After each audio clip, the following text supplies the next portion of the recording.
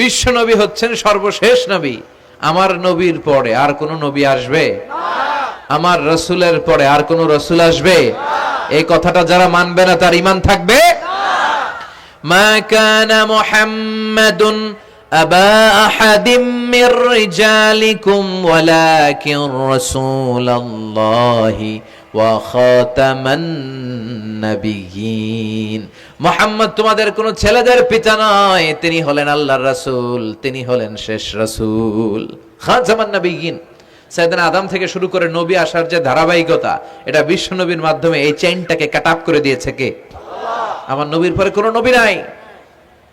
বিশ্ব নবী বলতেন লা নাবিয়্যা বা'দি ওয়ালা রাসূলা, আমার পরে নবীও নাই রাসূলও নাই, তবে লাউ কানা বা'দি নাবিয়্যুন লাকানা উমর, আমার পরে যদি কেউ নবী হতো আমার সাহাবী ওমর নবী হয়ে যেত। প্রভু তুমি বলেছো রাসূল দেবে না, বলনি দেবে না ওমর, বলনি দেবে না হামজা তারিক, খালিদ বিজয়ী সমর। প্রভু তুমি বলেছো রাসূল দেবে না, বলনি দেবে না ওমর, বলনি দেবে না হামজা তারিক, খালিদ বিজয়ী সমর। প্রভু তুমি বলেছো রাসূল দেবে না। সুবহানাল্লাহ পড়েন। ওমরে ফারুক নবী হয়ে যেত, এমন কোয়ালিটি ছিল। আসাদুহুম ফি আমরিল্লাহি উমর, আল্লাহর আইন বাস্তবায়নের ক্ষেত্রে গোটা বিশ্বের মধ্যে সবচেয়ে শক্ত ছিলেন সাইয়েদনা ওমর। আর এই উম্মতের মধ্যে সবচেয়ে নরম দিলের ছিলেন সাইয়েদনা আবু বকর। আরহাম উম্মতি বি উম্মতি আবু বকর। তিনি যখন নামাজে দাঁড়াতেন, সালাতে দাঁড়াতেন, উনি যখন তেলাওয়াত শুরু করতেন, ওনার কান্নার আওয়াজে তেলাওয়াতের আওয়াজ বোঝা যেত না। আর আমাদের নামাজে কান্না আসে? হ্যাঁ, নামাজে দাঁড়াইলেই সারাদিন যেটা মনে পড়ে না ওটা নামাজে দাঁড়াইলেই মনে পড়ে, আছে না নাই? নামাজেও দাঁড়ায়, আবার বিপিএল এ কি হইলো ওই টেনশন আছে না নাই? নামাজও পড়ে, আবার মাশরাফি কি আউট, এখন তো আবার উনি কি এমপি না, মাননীয় এমপি মাশরাফি। এমপি বললে কেমন যেন লাগে, শুধু মাশরাফি বলতে ভালো লাগে, কথা কন। তো উনি কি আউট নাকি ছক্কা, এই টেনশন গুলো আছে না নাই? এই তো আমাদের নামাজ। এই নামাজগুলো মিজানের পাল্লায় উঠালে কোনো ওজন হবে? কথা বলেন। বিশ্বনবী যখন সালাত পড়তেন, বিশ্বনবীর পা গুলো ফুলে, হাত্তা তাতাওয়াররামু খাদামা, টিউমার যেমনি ফুলে থাকে, বিশ্বনবীর পা গুলো ফুলে যেত। তাহাজ্জুদ পড়তে পড়তে দাঁড়িয়ে থাকতে থাকতে হাত দুইটা প্যারালাইজড হয়ে যেত, আর নাড়াতে পারে না। এরপরে তিনি হাত ছেড়ে দিতেন প্রশান্তির জন্য, এরপরে হাত ছেড়ে দিয়ে কেরাত পড়তেন, আবার যখন ভাল লাগতো আবার ধরতেন। সুবহানাল্লাহ পড়া।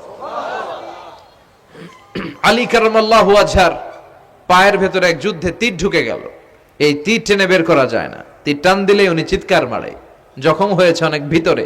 বিশ্বনবী বললেন আরিহনা বিসসালাহ ইয়া বিলাল, আকিমিস সালাহ, বেলাল আজান দাও, নামাজ শুরু করি। নামাজ শুরুর আগে আরেক সাহাবীরে বললেন, আলী যখন জামাতের কাতারে দাঁড়াবে, তুমি নামাজে না দাঁড়িয়ে আলীর পায়ের সামনে যে ওই পায়ের তীরটা টান দিয়ে বের করবা। সুবহানাল্লাহ পড়েন। একামত হলো, বিশ্বনবী সালাত শুরু করলেন। বিশ্বনবীর কথা অনুযায়ী ওই সাহাবী যে আলী কাররামাল্লাহু ওয়াজহার পা থেকে টান দিয়ে তীরটা বের করে নিয়ে আসলেন, ফিনকি দিয়ে রক্ত বের হলো, জায়গাটা রক্তে সয়লাভ, কিন্তু সাইয়েদনা আলী কাররামাল্লাহু ওয়াজহা টেরই পায় নাই। সালাত শেষ, উনি দেখেন পায়ের মধ্যে তীর নাই, রক্তের সয়লাভ, যেখানে দাঁড়ালেন ওখানে খালি রক্ত। বিশ্বনবীরে বললেন, ও নবী আমার পায়ের তীর কই? বিশ্বনবী বললেন, আলী রে, আমি জানি তুমি যখন যায় নামাজে নামাজের জন্য দাঁড়িয়ে যাও, দিন দুনিয়ার হুঁশ তোমার থাকে না, তোমার হৃদয়টা এখানে থাকে না, দেহটা এখানে থাকে, হৃদয়টা চলে যায় আল্লাহর আরশের উপরে। উনাদেরও নামাজ, আমাদেরও।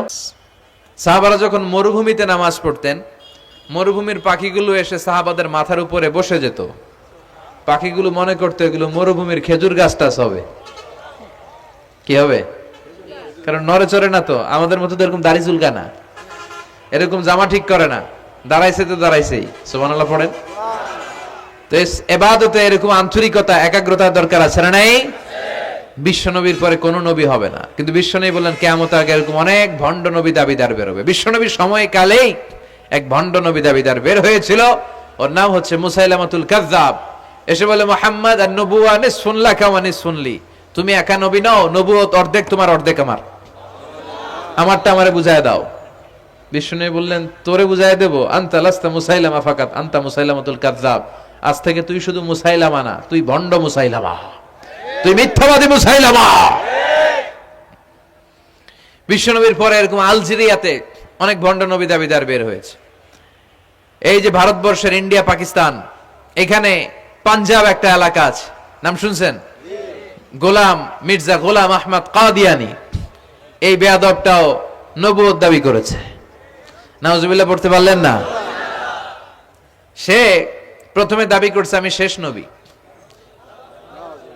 এরপরে সে দাবি করছে আমি ইমাম মাহাদি, এরপর সে দাবি করছে আমি ঈসা আল মাসিহ। এই ভণ্ডটার অনুসারী বাংলার জমিনে আছে না নাই?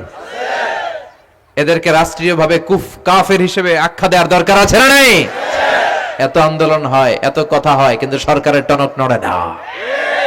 এদেরকে রাষ্ট্রীয়ভাবে কাফের হিসেবে ঘোষণা দিতে হবে, সার্কুলার জারি করে চিল্লায় বলেন ঠিক কিনা? এরা মুসলমান নয়। কারণ আপনি শুধু লা ইলাহা মানলেই মুসলমান হতে পারবেন না, মুমিন হতে পারবেন না। বিশ্বনবীর উপর সাক্ষী দেওয়ার দরকার আছে না নাই? বিশ্বনবী শেষ নবী, ওনার পরে কোনো নবীও আসবে না, কোনো রাসূলও আসবে না, চিল্লায় বলেন ঠিক কিনা? এই বেয়াদবটা পায়খানা করতে যায় টাঙ্কি ভাঙ্গা গুয়ের টাঙ্কিতে বইরা মরছে। শত শত বছরের ময়লা পায়খানাটার মধ্যে জমা, গু খাইতে খাইতে পেটটা হয়েছে এত বড়, আর পারে না। আল্লাহকে খা, জনমের খাওয়া। নবীরা যেখানে মারা যায়, নবীরা নিজে পবিত্র, যেখানে মরে ওই জায়গাটাও, কিন্তু বেয়াদবটা কই মরছে? হ্যাঁ, বাথরুমের টাঙ্কির ভিতরে। তো মেথর নিয়ে আসা হয়েছে, মেথর ভাইরা এসে রশি দিয়ে ওটারে উঠায়। কিছু দূর ওঠার পরে এত ওজন, রশি টশি ভাঙ্গে আবার ধস করে পড়ে, আবার উঠায়, আবার পরে আল্লাহকে জনমের মতো ঘু খাইয়া নে। বিষ্ণুর সাথে বেয়াদবি করেছিস, তোর ইজ্জতের 12টা আমি বাজায় দিলাম, চিল্লা এখন ঠিক কিনা? যারাই বিষ্ণুবীর সম্মান নিয়ে ঝিনিমিনি খেলেছে, তাদের রেহাই দুনিয়াতেও নাই, আখেরাতেও নাই। এই মুসাইলামা দুনিয়াতেই অপমানিত হয়েছিল। সে বিশ্বনবীকে নকল করত, কপি করত, বেয়াদবি করত, স্পর্ধা দেখাতো। বিশ্বনবী কোন গাছের মধ্যে হাত লাগালে ওই গাছের ফলন বেড়ে যেত। সে বলতো আমি নবী, তার এলাকার লোকেরা বলে তাহলে বিশ্বনবী মুহাম্মদের মতো তুমি আমাদের এলাকার গাছে হাত লাগাও। সে কোনো গাছে হাত লাগাইলে ওই গাছের সব ফল মরে যেত। বিশ্বনবী কোন লোনা পানির কুয়ার ভেতরে অজু করে কুলির পানি ফেললে ওই লোনা পানির কুয়া মিঠা পানির কুয়াতে পরিণত হতো। আর এই বদমাসটা যদি মিঠা পানির কোন কুয়ার মধ্যে কুলি ফেলাইতো, ওইটা লোনা পানির কুয়া হয়ে যেত। বিশ্বনবী মদিনাতে আসার পরে মদিনার নিউ বর্ন বেবিদেরকে বিশ্বনবীর কাছে নিয়ে আসা হতো।